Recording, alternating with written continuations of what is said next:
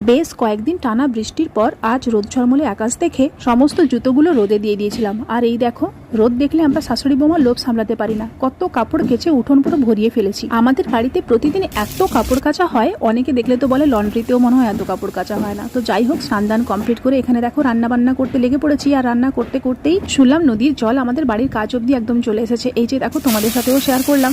আর নদীর জল এদিকে দেখছি, আর এইদিকে দেখো আমি রান্না বান্না করছি। আর সোম তো ওটা শুনে তার ঠাম্মির সাথে দৌড়ালো নদী দেখার জন্য। আগে নাকি নদী প্রচুর আসতো, আর এখানে বন্যাও হয়ে যেত। তার জন্য আমাদের বাড়িটা অনেকটা উঁচু করেই তৈরি করা। তবে আমার বিয়ের পর আমি এটাকে নিয়ে মাত্র দুবার দেখলাম নদীর জল আসতে। ছোটবেলায় ও বাড়িতে থাকাকালীন যখন বন্যা হয়েছে এক দুবার, তখন কত মজা করেছি আমরা। জানো তো, ছিপ নিয়ে ঘরের বারান্দায় বসে যেতাম আমরা ভাই বোনেরা মিলে মাছ ধরতে। একবার তো বাড়ির সদরে বসে ঠাম্মা রুই মাছ ধরেছিল। তবে মাছের সাথে সাথে ওনা বিভিন্ন ধরনের সাপও ঘোরাফেরা করতো, ওটা দেখে কিন্তু প্রচন্ড ভয় লাগতো। তোমাদের বন্যার এক্সপিরিয়েন্স কেমন অবশ্যই শেয়ার করো।